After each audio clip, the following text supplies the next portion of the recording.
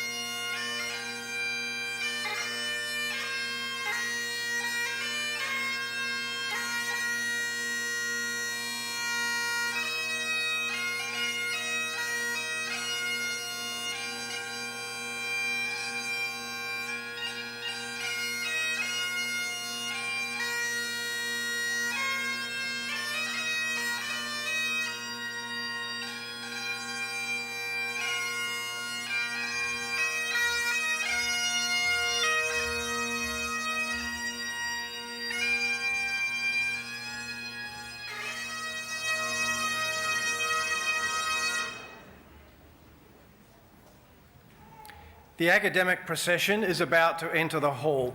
Would you please stand?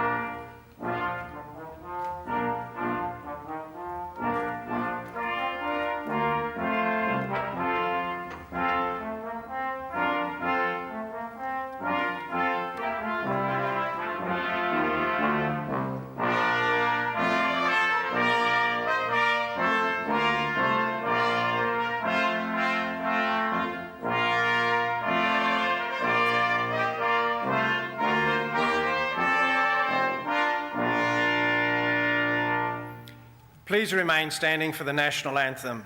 The words are on the inside back cover of your program.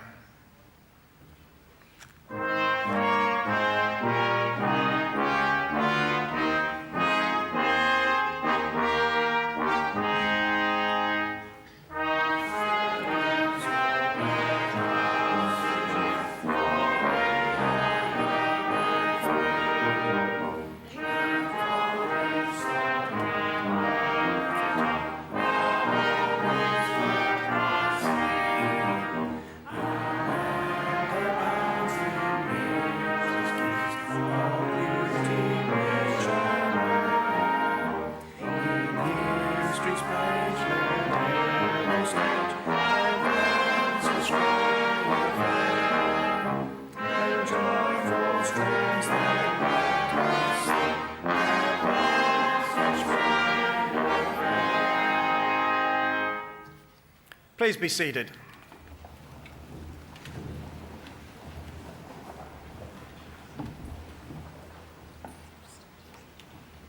It is my pleasure to introduce the presiding officer of today's ceremony, Ms. Kathleen Townsend, Deputy Chancellor of Swinburne University of Technology.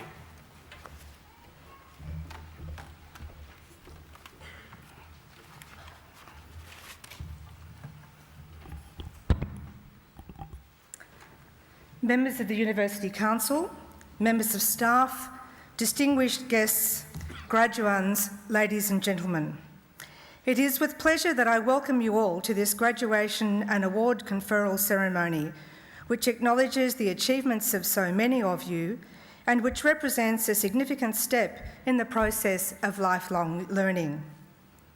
As a mark of respect to the Australian Indigenous people, Swinburne University of Technology acknowledges the Wurundjeri people as the traditional custodians of the land where we now meet to conduct this ceremony. On the occasion of this ceremony, the Council and staff wish to share their pride and congratulations with the graduands on their achievement.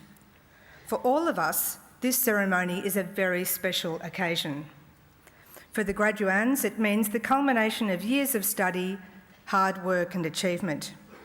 For the parents, families and friends of the graduands, it means that all the sacrifices you have made and the support you've provided have finally been rewarded. I'm sure that you feel a sense of pride and happiness in seeing your friend or family member succeed. We're very pleased that so many of you have been able to attend and to make this such a special occasion. For the teaching and administrative staff of the university, there's enormous satisfaction in seeing our students successfully complete their studies. This is also an important occasion for the university. Swinburne prides itself in the quality of the teaching and learning it provides.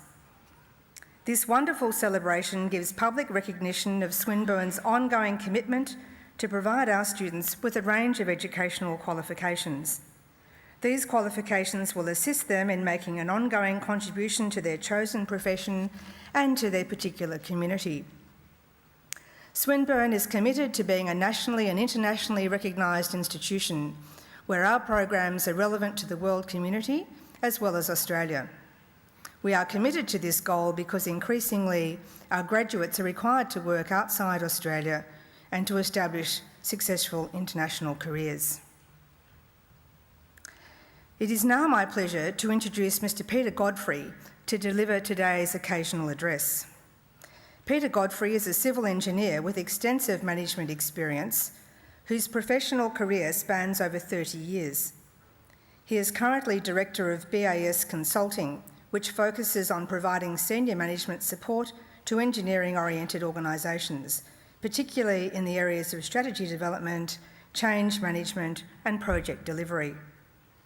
Peter has a rich involvement with Engineers Australia. He's held numerous positions in the institution, including being National President in 2009. Peter's leadership in the engineering profession led to his membership of a number of influential groups. Peter was a director of the Australian Council for the Built Environment Design Professions, a member of the National Engineering Registration Board and the National Board of the Centre for Engineering Leadership and Management. He's also chaired or currently chairs a number of Engineers Australia's committees, including the Engineering Practice Task Force for the Future, Engineering Team Task Force, International Committee, Bylaws Committee and the 2010 Year of the Engineering Leadership Steering Group. These roles have provided important input into the direction of engineering in Australia, as well as guided our engagement with international engineering bodies. Peter was included in the Engineers Australia magazine's Top 100 of Australia's most influential engineers. Ladies and gentlemen, it's with great pleasure that I invite Mr. Peter Godfrey to deliver today's occasional address.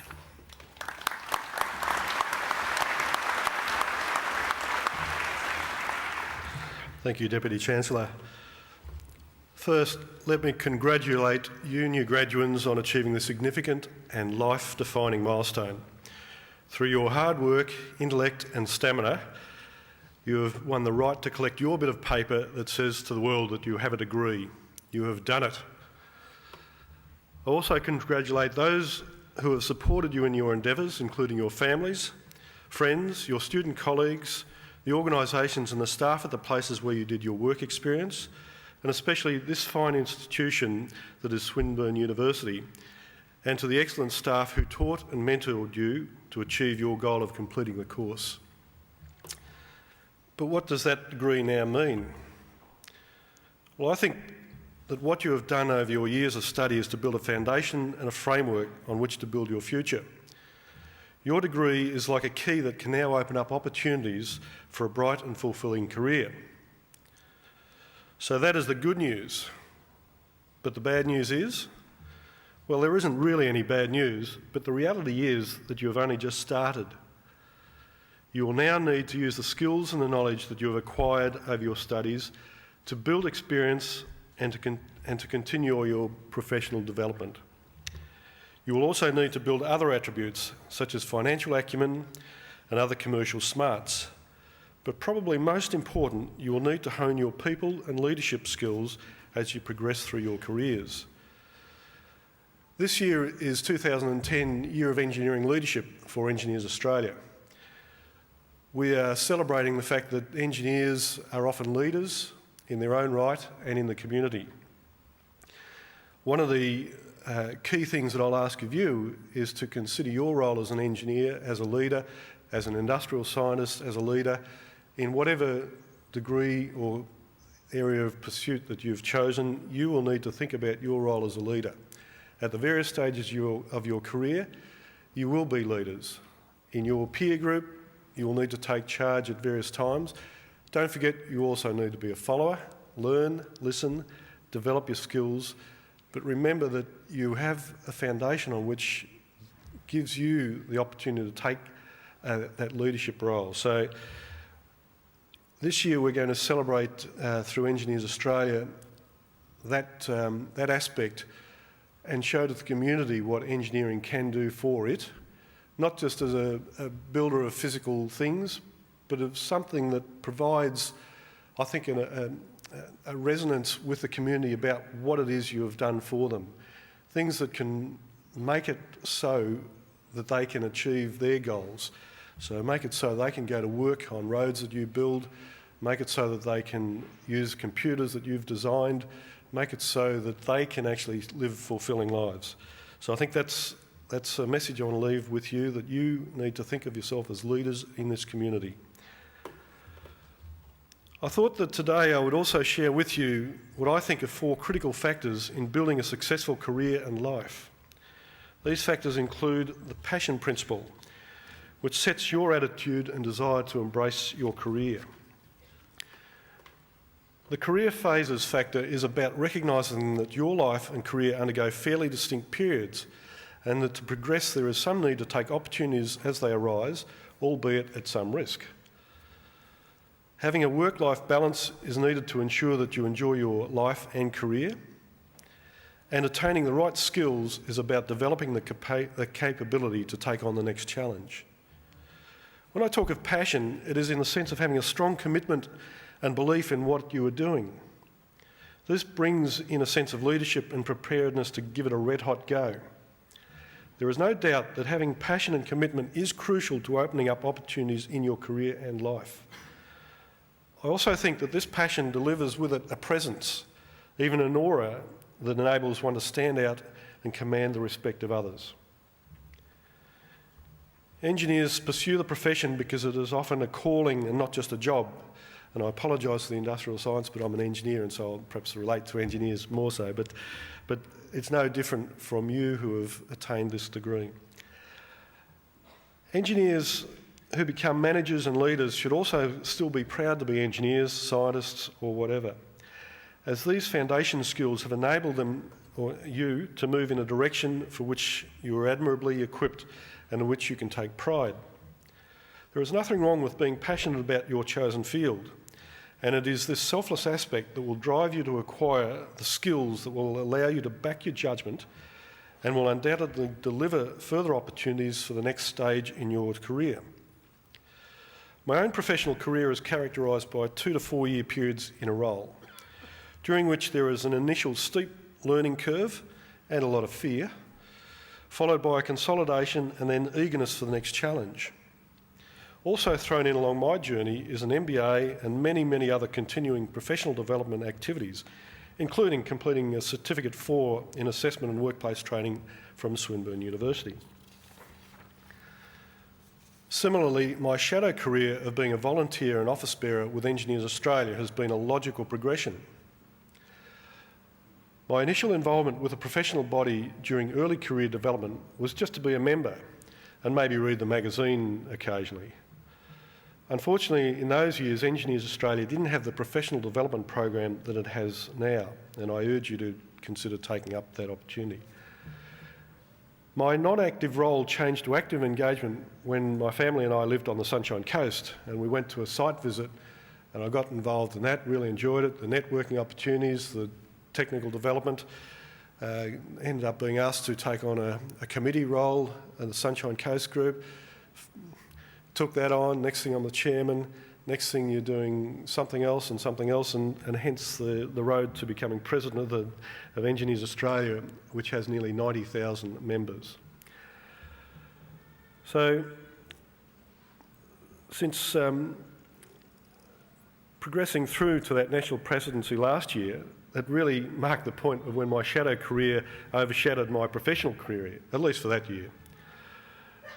This shadow career came partly about because I didn't duck, as I said. I took on a job, took on a next one, but mainly because I enjoyed the involvement in something worthwhile beyond the workplace. Also very important to me was the networking and the professional development gained through the committee processes and the technical events. My family progression is a typical life cycle of getting married, having children, and ascending to the top of the family tree as forebears depart. While all this sounds like an orderly progression of these career and life phases, we all know that through any of these periods, life can be tumultuous. It is not easy to see the order in the big picture when one is starting a new job, changing cities, changing nappies, juggling dual careers, running an Engineers Australia committee, and, well, I think you get the idea. But to make some sense in this turmoil and progression through career and life, here are some of my personal learnings. Take up opportunities. Be ready and willing to change role, location, and even industry. There can be a great upside in your career and personal development, but be prepared for the downside too, such as family disruption, and maybe the job wasn't right after all. But have a go. Pursue further education. Don't stop learning. Do a technical master's or MBA, and then keep on with continuing professional development events. Even if you're an engineering graduate, an industrial science graduate, then if you're an engineering graduate, then make getting chartered status your next goal. If you're a graduate from another area, look at what your next stage of professional development should be. Another lesson is that time is viscoelastic. By this I mean that you determine your priorities and forego some things before others. Life is not 9 to 5, but manage time and yourself wisely. Listen and consult. There are at least two sides to a story, and I've made a number of mistakes forgetting that principle. Remember that the two flappy things on the side of your head are probably the most important tools that you possess, especially in the early phases of your career. So listen and learn as fast as you can. Think strategically, but also consider the impact on the detail and try and understand the ramifications to your decisions. Be objective and open to ideas from all people at all levels. None of us have the sole mortgage on good ideas. Care about the business and people, clients, employees, suppliers and other stakeholders. If for no other reason, it is these people who will deliver your successes. Another lesson is to learn from your environment, particularly with respect to how you develop your own leadership style in the organisation in which you find yourself. To a large degree, our characters are formed at an early stage in life, but we still have some ability to change our style. Probably the greatest influence on us will be through examples set by your bosses, and we should try to learn from both their good and their bad attributes. I've tried to emulate those positive characteristics that I admire and to steer well clear of those behaviours that I don't believe to be appropriate. Similarly, organisation cultures also influence our leadership styles, and we cannot ignore the impact of this environment. We respond according to this culture, but should our own values differ from those of the organisation, then this can be personally very conflicting. If you find yourself in such a predicament, then you might be better off elsewhere in a place that does share your values. But perhaps the biggest personal lesson that I can share with you is to consider yourself as an incorporated entity. There's a bit of accounting speak, but you need to invest in yourself and develop your brand. You might well end up working for one organisation all your life, but the entity that is you also needs to be able to adapt to change, whether in a new career phase or a whole new direction. You need to build your worth through personal and professional development and networking, and position yourself to take up opportunities that will come your way. In the turmoil of working and living, it is important to balance career, family and self, or at least try to get the pendulum right every now and again. Realistically, we often need to be reactive to work pressures just to get the job done. But recognise this imbalance and use those times when you are more in control to nurture your family and yourself. This will renew the spirit and provide the strength to build your career for the right reasons. Also, the brownie points that you build up will be worth it when you need family support and inner strength during those bad times that come along occasionally.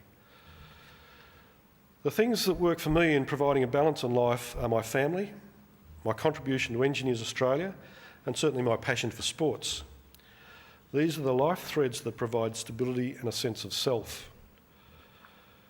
Apart from the important technical skills that you have developed and will enhance in your workplace, there are some other critical skills that are required over a career. Principal amongst these skills is the art of communication, and I've already talked about these flappy things. Two-way communication helps us develop our other abilities and gives us the opportunity to achieve our goals. The other skills of facilitation, business management, team leadership, project management, sales and marketing are very much about achieving your goals through the efforts of others. The more senior that you become, the more you depend on the engagement and commitment of your employees, colleagues, suppliers and clients, and you need to enhance those skills that will ensure that you bring others along with you. In summary, the principles of success that I've discussed are: be passionate about your career. Plan your career in a series of 3 to 7 years career and life phases and milestones, and failures occasionally. Pursue your career with work-life balance.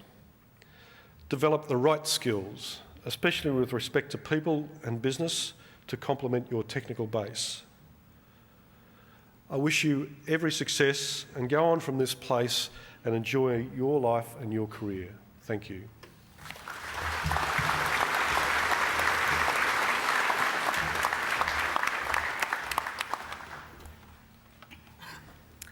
Thank you, Peter. I think we've all found that extremely illuminating. I'm sure it wasn't just the graduates who will take something away from that today. Could I ask you to accept this on behalf of Swinburne, to thank you for your attendance here today? Thank you. Thank you very much.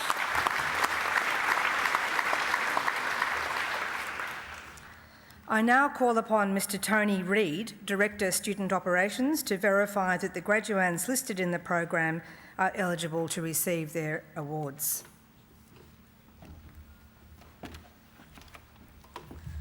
Deputy Chancellor.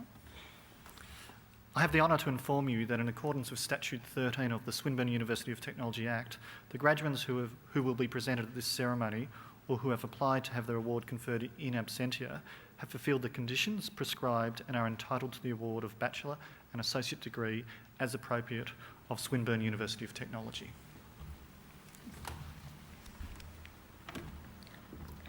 Would all graduands please stand for the conferral of awards?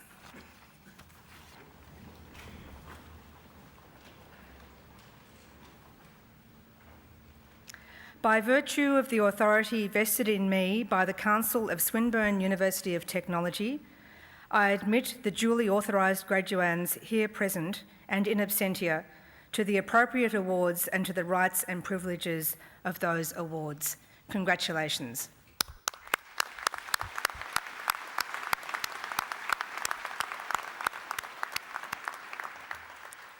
Please be seated. I now call upon Professor John Banyan, the Dean of the Faculty of Engineering and Industrial Sciences, to present his graduates. Deputy Chancellor, I have the honour to present to you the graduates on whom you have conferred an award. For the Associate Degree of Technology in Aviation, Ryan David Mason.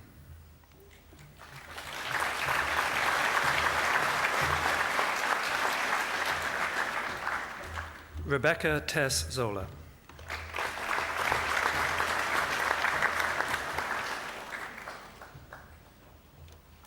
For the Bachelor of Aviation, Bachelor of Business, Nicholas William Barr.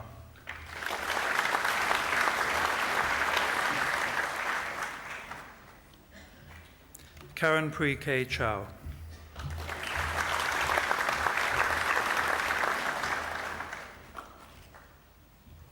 Gary Mark Fairweather.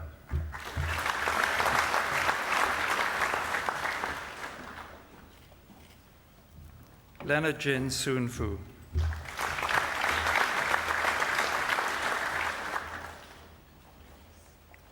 Ashley Jane McHugh.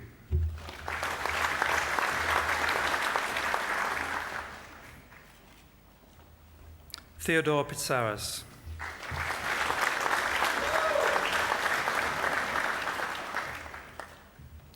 Robert Ruscitti.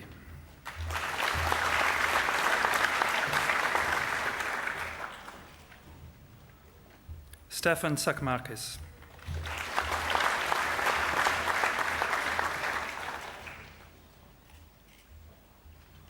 Anastasia Rosanna Velonias.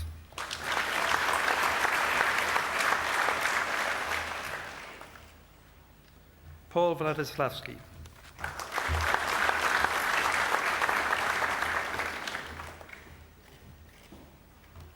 For the Bachelor of Engineering in Biomedical Engineering, Shannon Elise Gray.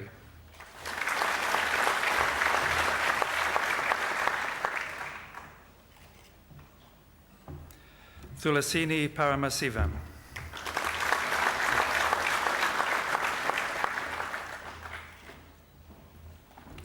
For the Bachelor of Engineering in Civil Engineering, Hayden Anthony Bed.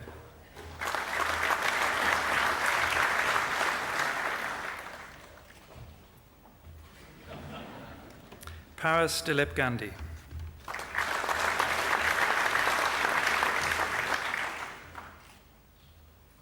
Giulio Antonio Giannetti.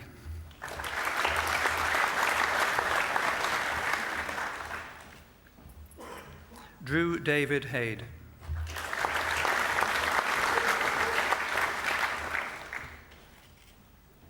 Kevin Hui Po Jen.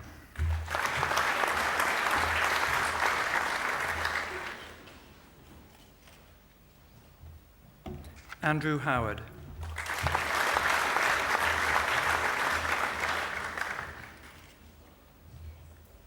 Nicholas David Ivitich.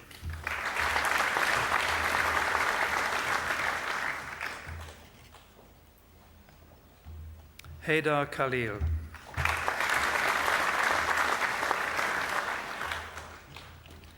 Emily Jane Lodder.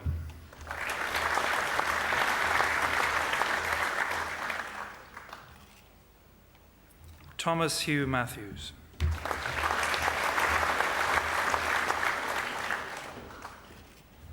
Benjamin McAvale.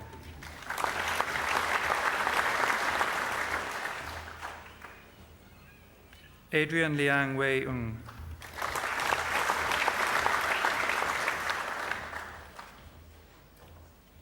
Mark David Reed.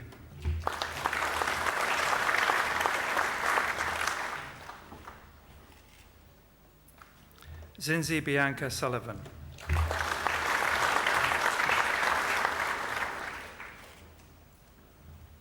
Reynold Antonius Tandiwiranta.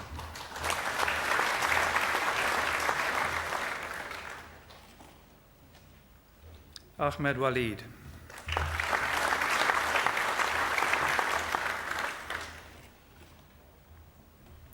For the Bachelor of Engineering in Civil Engineering, Bachelor of Business, Gary Michael Harris.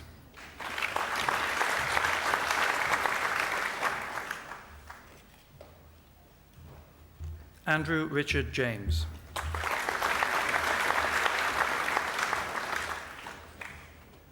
Conrad James Kivitas.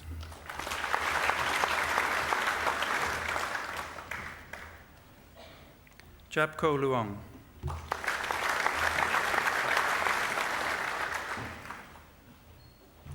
Stephen Frederick McMahon.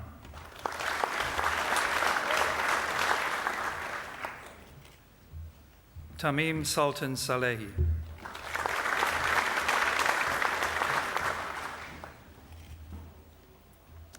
Michael Sloman.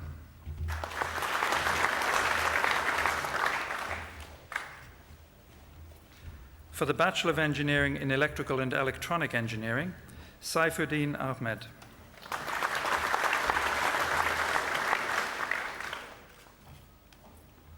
Dilan Thelina Disanayaka Mudian Silaga.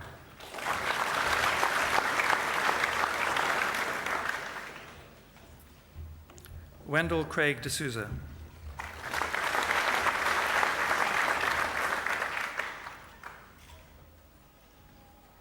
Benjamin Mewbury Hutchinson.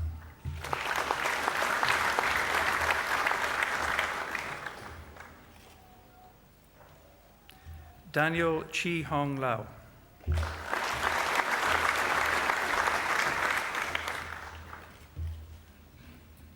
Vincent Michael Mazziale.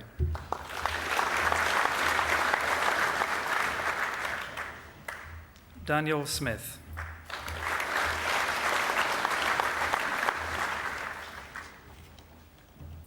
Michael Shulikovsky.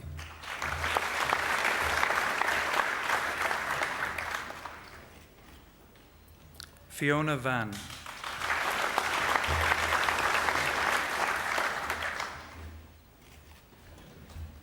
For the Bachelor of Engineering in Electronics and Computer Systems, Imran Mohammed Janjua.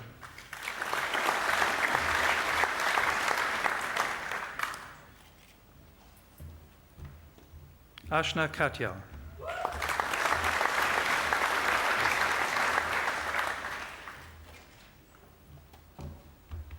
Adam Lambrew.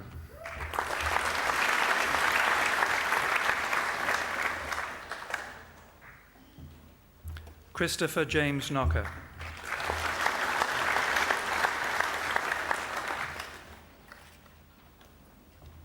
Jamie Uwe.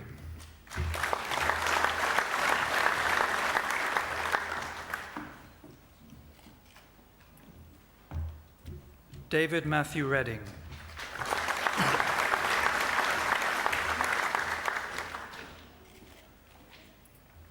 Andrew Suchevich.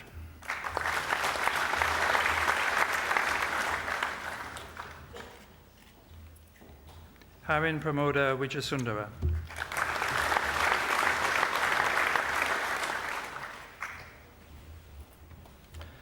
For the Bachelor of Engineering in Electronics and Computer Systems, Bachelor of Science in Computer Science and Software Engineering, Stephen William Mitchell.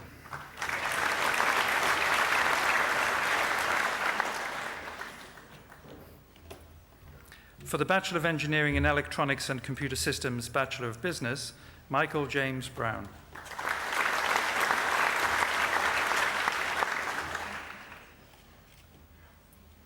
Thomas Alexander Elliott.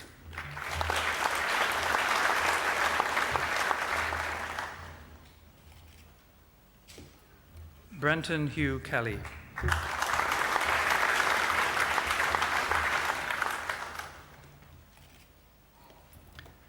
Andrew Lucas Mascaro.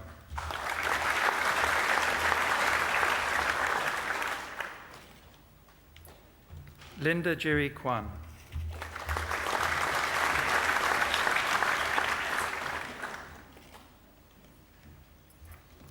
For the Bachelor of Engineering in Mechanical Engineering, George Eric Amparis.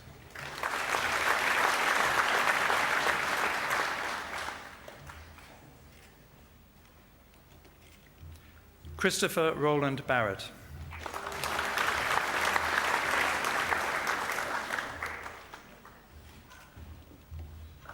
Dean Michael Benson.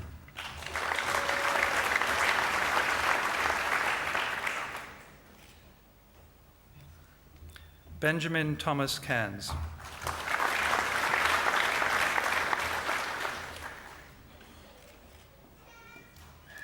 Andrew Francis Cyril.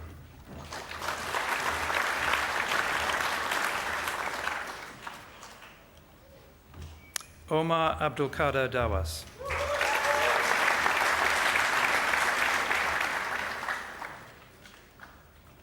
Martin Robert Edgus.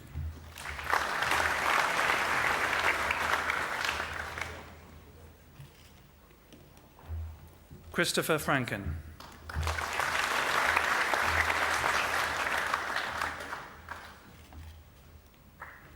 Bradley Lawrence Gibbs.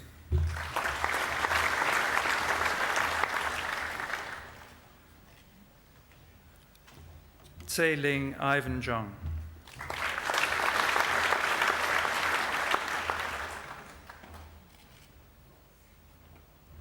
Sam Cardinia.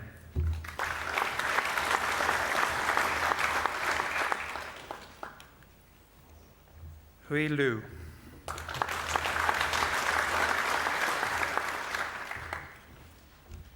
Russell Robert Nash.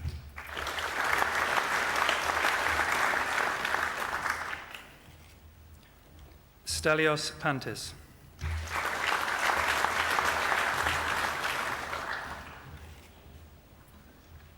Jeremy William Sherwell.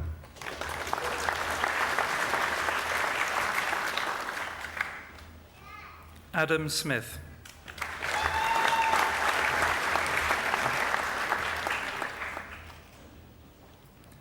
Patrick Ter Sukkar.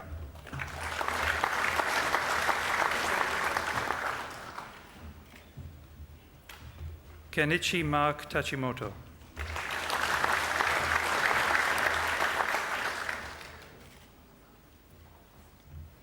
Jonathan Ventura.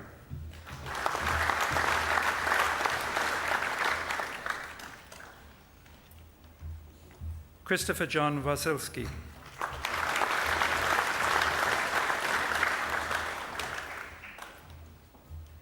For the Bachelor of Engineering in Mechanical Engineering, Bachelor of Business, Nicholas Jeffrey Blythe.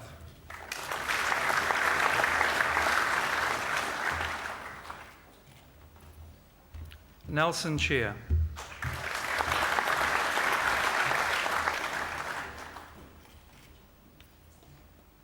Jared Dunn.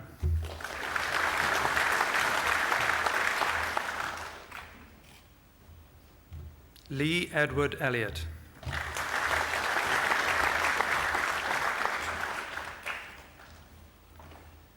Benjamin John Lowerson.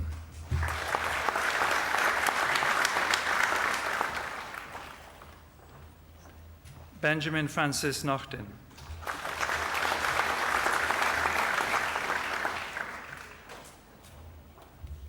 Jamie Allen Park.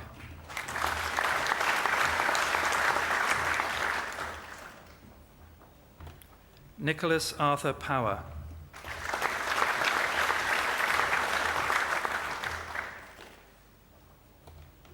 Lavjeet Singh Randhawa.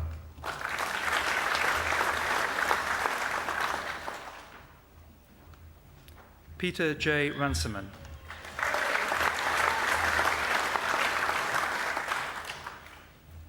James Christopher Seath.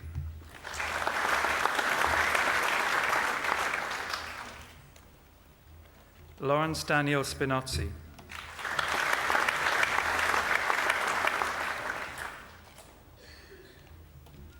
Matthew Thomas.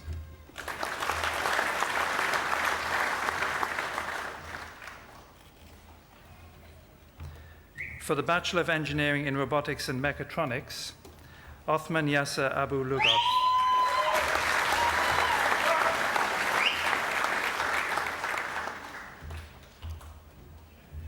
Henry John Cannon.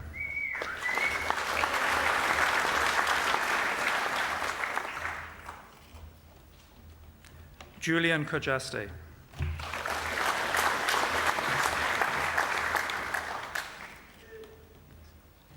Christopher Stephen Poggenberg.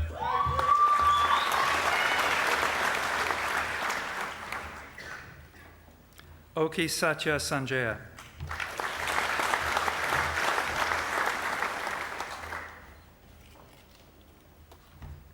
Paul Allen Schliebs.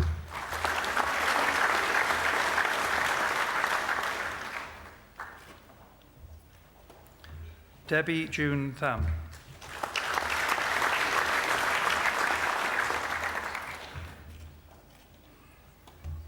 For the Bachelor of Engineering in Robotics and Mechatronics, Bachelor of Science in Computer Science and Software Engineering, Tony Gerardus Allard.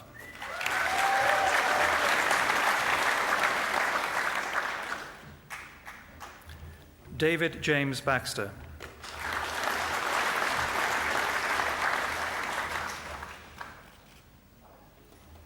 Emma Jane Beebe.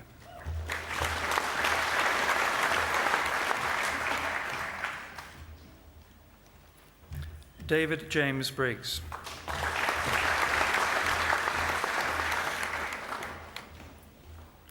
Simon Peter de Medioc.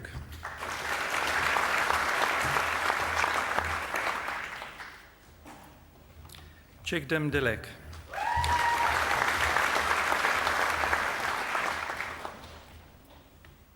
Luke Hill.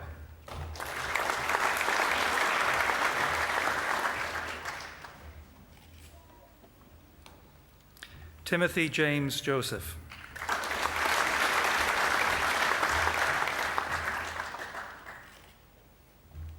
Damien John Peter Kempen.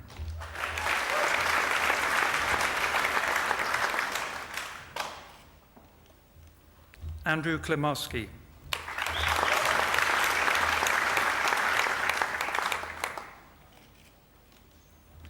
David Jeremy McKeown.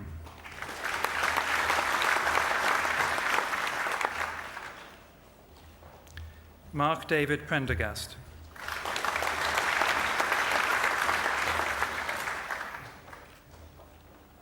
Alistair David Pitts.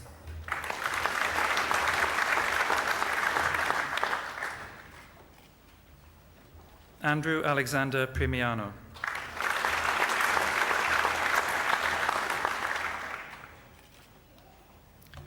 Luke David Raymond.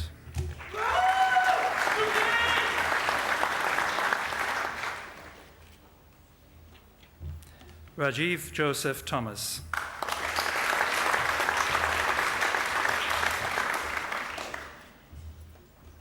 Hayden Russell Virtue.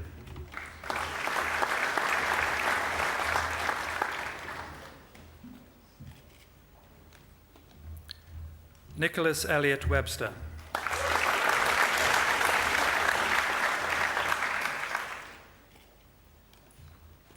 Malith Viranga Weerasinghe.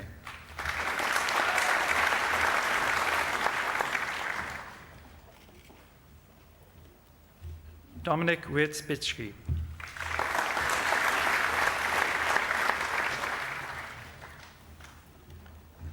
Dale Evan Williams.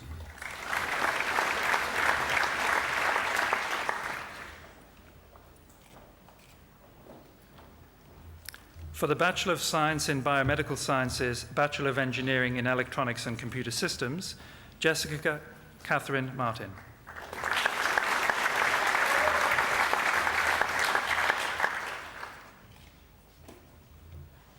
Henry Hien Nguyen.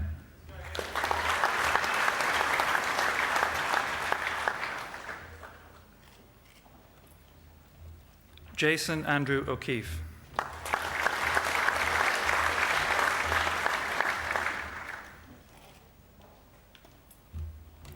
For the Bachelor of Science in Photonics, Daniel Lucas Clark.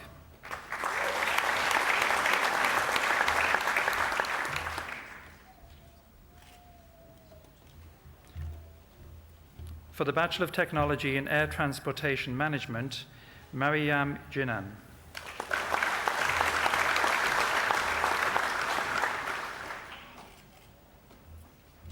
For the Bachelor of Technology in Air Transportation Management, Bachelor of Business, Ashley Stephen Miller.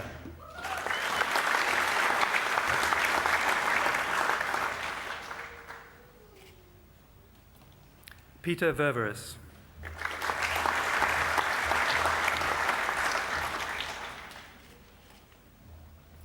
Andrew James Walters.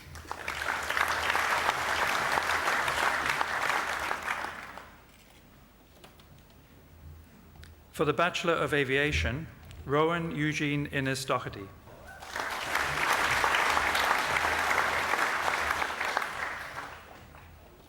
Samuel James Farnell.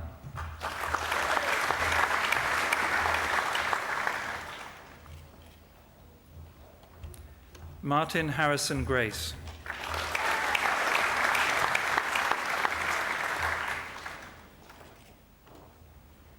Sean David Hennessy.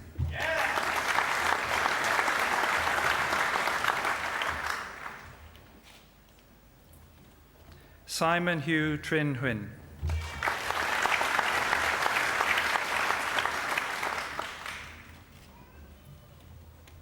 Shane Paul Kelly.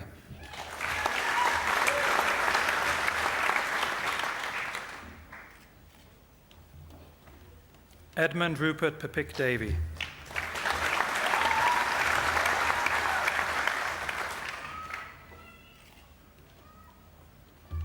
Miles Sigisma.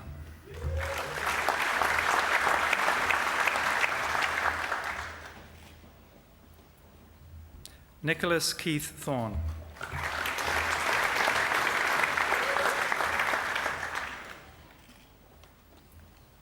Alexander Andrew Watts.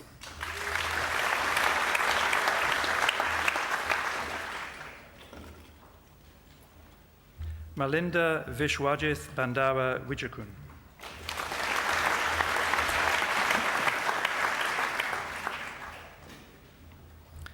For the Bachelor of Aviation in Management, Soon Yi Chua.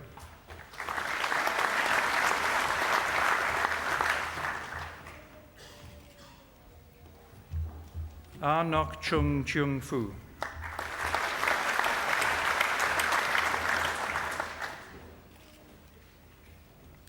Donna Chamini Brenda Solangarachi.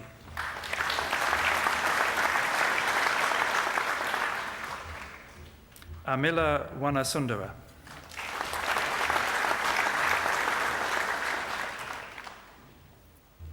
For the Bachelor of Aviation in Management, Bachelor of Business, Richard Edward Butler.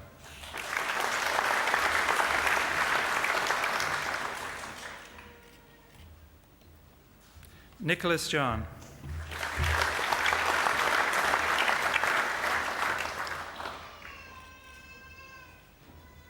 Matthew H. Quach.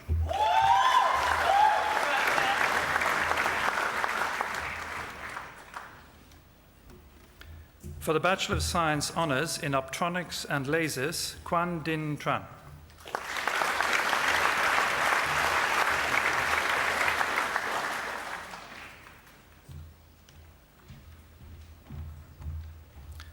Deputy Chancellor.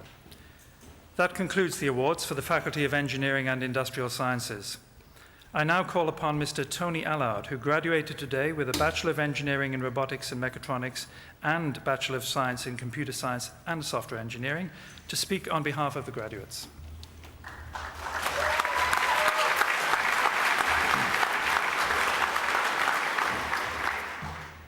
Deputy Chancellor, members of the University Council, distinguished guests, fellow graduates, ladies and gentlemen.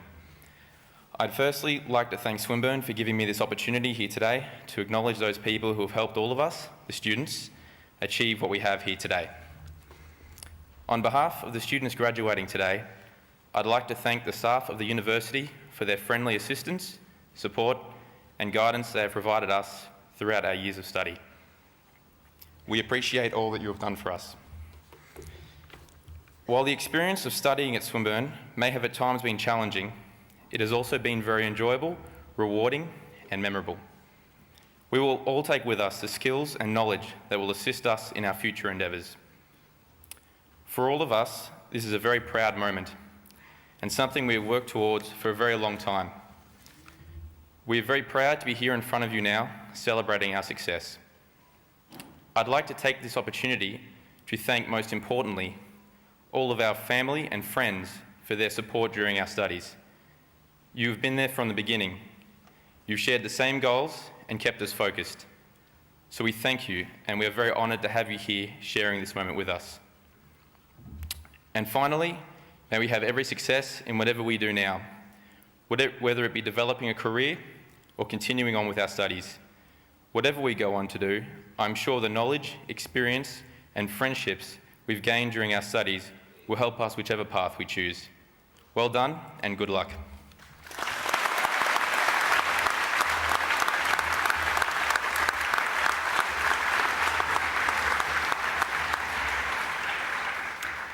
Thank you, Tony. To Swinburne graduates, I know that today is the culmination of years of hard work, and that during this time you've had the encouragement and the help of family and friends, so many who've come today from many parts of Australia and indeed from across the world to see you graduate. On yours and the university's behalf, I wish to thank them for the support of your studies at Swinburne. I'm sure that they, like us, are very proud of all that you've achieved. Graduates, I'd like to ask you to stand, to turn to face your family and friends, and join me in a round of applause to say thank you to those who've helped you achieve your award.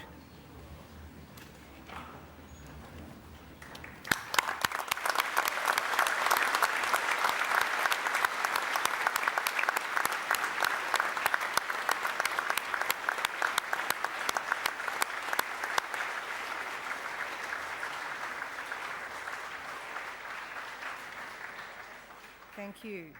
Could I ask you to resume your seats? I also wish to take this opportunity to thank the teaching and administrative staff for their contribution to your education at Swinburne. Could I ask the staff to rise, please? Graduates, would you join me in a round of applause for all of the staff?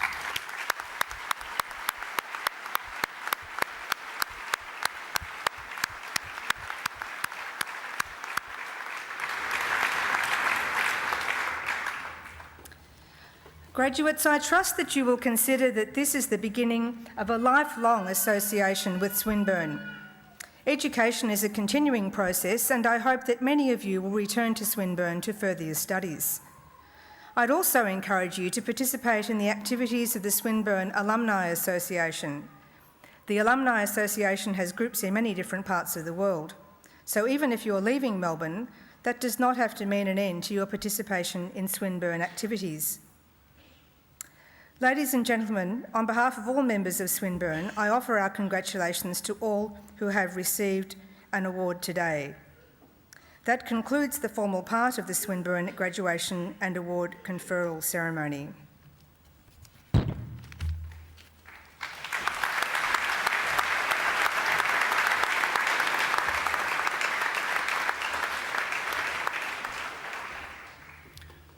On behalf of members of Council and the university community, I invite you to join us for refreshments which will be served in the chandelier room on my left. Would you now please stand while the official party, academic procession and procession of graduates leave the hall.